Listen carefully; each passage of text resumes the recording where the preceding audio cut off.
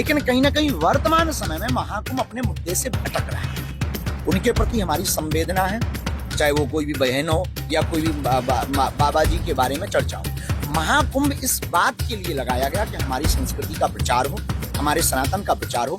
और भी तो साधु संत हैं, केवल वही युक्तियों पर क्यों महाकुंभ की रील टिकी हुई है, वही बाबा पर क्यों टिकी हुई है। यह अद्भुत है। भारतीय सनातन संस्कृति इतनी अद्भुत है, जिस सनातन संस्कृति में हम सब हैं। ये गौरव की बात है कि 144 वर्ष बाद इस महाकुंभ का आगाज हो रहा है, जो भव्य है, दिव्य है, एकता का प्रतीक है, सामाजिक समरसता का प्रतीक है, सबको एकत्व करने का प्रतीक है।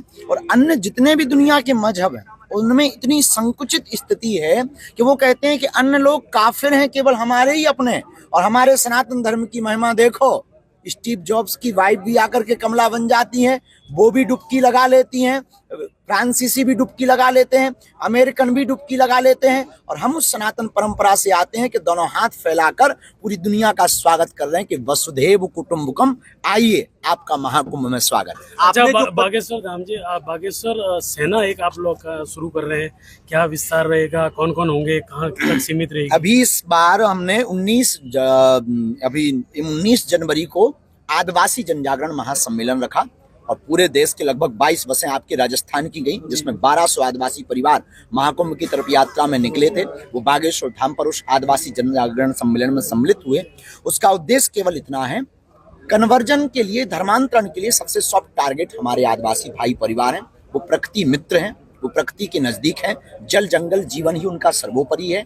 उन धर्मांतरण करने वाली ताकतों को रोकने के लिए, धर्म विरोधी ताकतों को देश निकाला करने के लिए हमने एक नया अभियान छेड़ा है। हर गांव मोहल्ले में अब हनुमान चालीसा बागेश्वर मंडल बनाएंगे, ताकि भविष्य में, कालांतर में हिंदुत्व के ऊपर अगर कोई उंगली उठाएगा और कोई भी धर्मांतरण करेगा, उसे देश निकाला किया जा रहा है। आस्था के जो प्रयागराज में रील बनाने पे आपने जो बड़ी बात कही है, 2 युवतियां भी इसमें शिकार हुई है, क्या कुछ कहना चाहेंगे उसमें? हम किसी के भी, देखिए, हम भी इस आप लोगों तक पहुंचे तो कहीं ना कहीं रील और मीडिया का और सोशल मीडिया का बड़ा हाथ है। लेकिन कहीं ना कहीं वर्तमान समय में महाकुंभ अपने मुद्दे से भटक रहा है। उनके प्रति हमारी संवेदना है, चाहे वो कोई भी बहन हो या कोई भी बाबा जी के बारे में चर्चा हो। महाकुंभ इस बात के लिए लगाया गया कि हमारी संस्कृति का प्रचार हो, हमारे सनातन का प्रचार हो। और भी तो साधु संत हैं, केवल वही युक्तियों पर क्यों महाकुंभ की रील टिकी हुई है, वही बाबा पर क्यों टिकी हुई है। वहाँ रिसर्च का केंद्र है बहुत बड़ा। इतने 40 करोड़ लोगों का मैनेजमेंट कैसे हो रहा है, इसका बहुत बड़ा मुद्दा है। ये रिसर्च का बहुत बड़ा विषय है। इतने साधु महात्मा आते कहाँ से हैं, जाते कहाँ हैं, अखाड़े कितने हैं, संगम का महत्व क्या है, हम हिंदुत्व पर काम कैसे कर सकें, कन्वर्जन कैसे रोक सकें, और जो चले गए उनकी घर वापसी कैसे करवा सकें, और भारत को हिंदू राष्ट्र कैसे बनाया जा सके।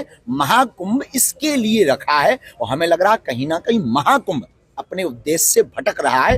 रील में नहीं, रियल में जीना चाहिए। वहां और भी महापुरुष हैं, शंकराचार्य हैं, मठाधीश हैं, मठों के आचार्य हैं, तपस्वी हैं, योगी हैं, जपी हैं, तपस्वी हैं। इसलिए हम कहते हैं कि जिंदगी में रील में नहीं, रियल में जीना चाहिए। इसलिए हमने कमेंट किया, पर उन बच्चियों पे कमेंट नहीं है, उन लोगों पे कमेंट नहीं। उनकी कोई गलती नहीं।